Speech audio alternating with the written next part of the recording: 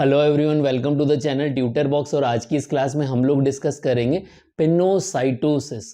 देखिए, पिनोसाइटोसिस किसका पार्ट है? It is a part of endocytosis.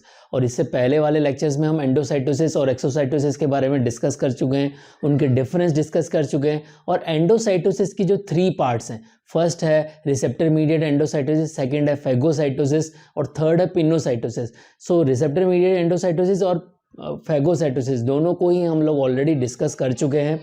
यहाँ पर आगे बढ़ने से पहले मैं आप लोगों से यही कहना चाहूँगा कि जिन्होंने भी अब तक चैनल को सब्सक्राइब नहीं किया है, आप चैनल को सब्सक्राइब भी कर लें।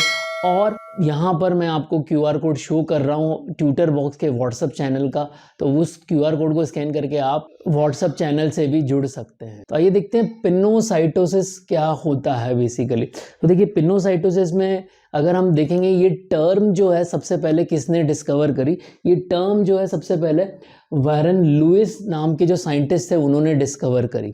ओके, मतलब ये पिनोसाइटोसिस का जो प्रोसेस है सबसे पहले जो है वारन लुइस जो नाम के साइंटिस्ट थे उन्होंने डिस्कवर किया था। तो यहाँ पर अगर हम पिनोसाइटोसिस को देखें तो पिनो वर्ड का मतलब क्या होता है बेसिकली? पिनो वर्ड का मतलब होता है टू ड्रिंक।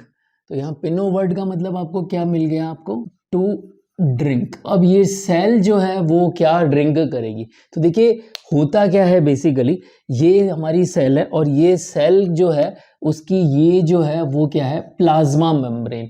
अब सेल का 2 तरह का एनवायरनमेंट होता है, एक तो इनसाइड का एनवायरनमेंट और एक आउटसाइड का एनवायरनमेंट। तो जो एक्स्ट्रा सेलुलर फ्लूइड है, this is what a extra cellular fluid. तो ये यहाँ पर हमें क्या मिलेगा? एक्स्ट्रा सेलुलर फ्लूइड मिलेगा।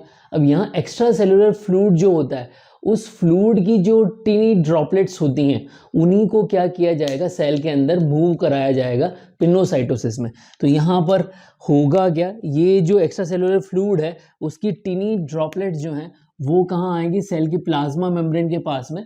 अब ये जब सेल की प्लाज्मा मेम्ब्रेन के पास में आती तो ये टीनी ड्रॉपलेट्स ही फर्दर यहाँ पर क्या बन जाएगा?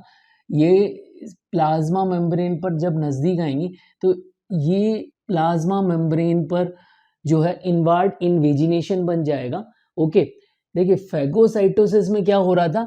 जो हमारे मॉलिक्यूल था, वो जिस भी मॉलिक्यूल को सेल के अंदर लेना था वो एक रिसेप्टर पर बाइंड हो रहा था। बट यहाँ पिनोसाइटोसिस के अंदर कोई रिसेप्टर जो है उसका इन्वॉल्वमेंट नहीं है।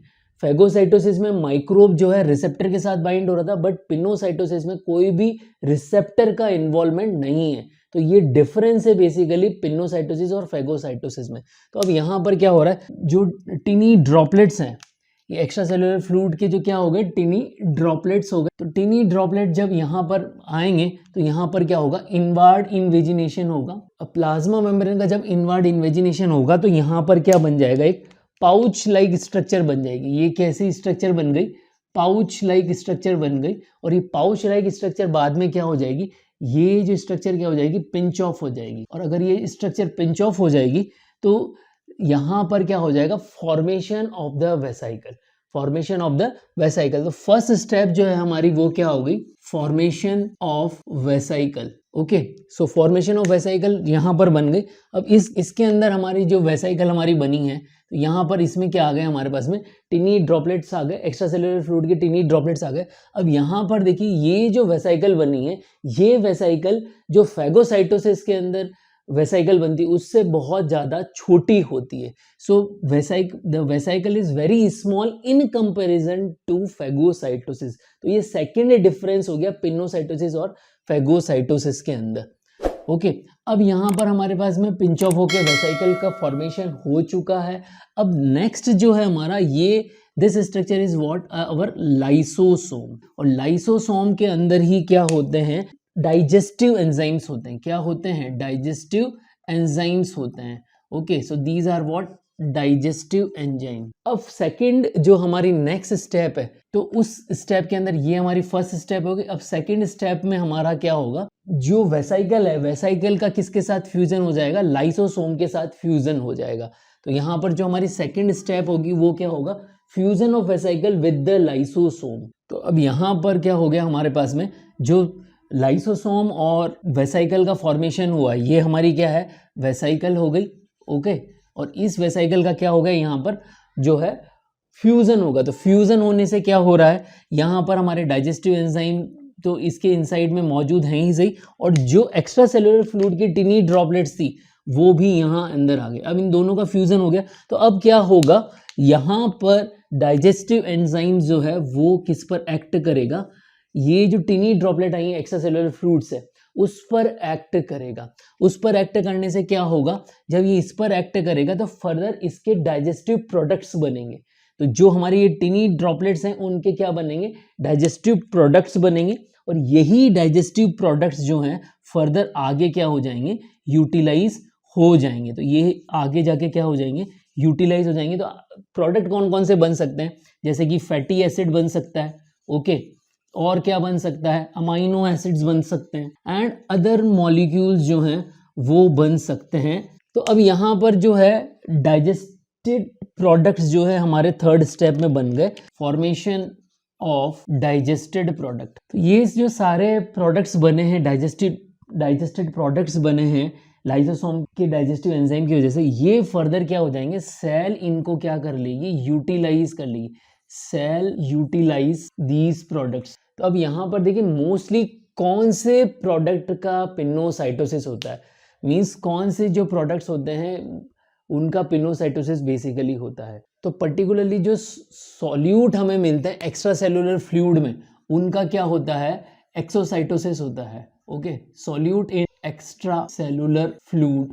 ओके, और कौन सी जो सेल होती हैं वो पिनोसाइटोसिस करती हैं, तो कौन सी स्पेसिफिक सेल जो है पिनोसाइटोसिस करेगी, वैसे तो बहुत सारी सेल जो है पिनोसाइटोसिस करती हैं, बट जो एब्जॉर्प्टिव सेल्स ऑफ इंटेस्टाइन और किडनी, यहाँ की जो एब्जॉर्प्टिव सेल्स हैं वो जो है पिनोसाइटोसिस करती हैं। तो यहाँ पर एब्जॉर्प्टिव सेल्स हो गई हमारे पास में किडनी की और डाइजेस्टिव सिस्टम के, ये क्या करेंगी, पिनोसाइटोसिस करेंगी। Clear everyone? आई होप आप लोगों को यहाँ पर पिनोसाइटोसिस समझ में आया होगा। बहुत ही इजी प्रोसेस है, शॉर्ट में मैं आपको समराइज कर देता हूँ। पिनोसाइटोसिस में एक्स्ट्रा सेलुलर जो सॉल्यूट है वही अंदर आएंगे, यहाँ पर एटीपी का यूज होगा। ओके, क्योंकि हम एक्टिव प्रोसेस ही पढ़ रहे हैं अभी तक, तो इस प्रोसेस में भी एटीपी का यूज होगा। अब जब ये इसके पास आएंगे तो यहाँ पर जो प्लाज्मा मेम्ब्रेन है उसका इनवर्ड इन्वेजिनेशन होगा, और इनवर्ड इन्वेजिनेशन होने के बाद यहाँ एक pouch like structure plasma membrane पे बन जाएगी, उसका पिंच ऑफ होगा।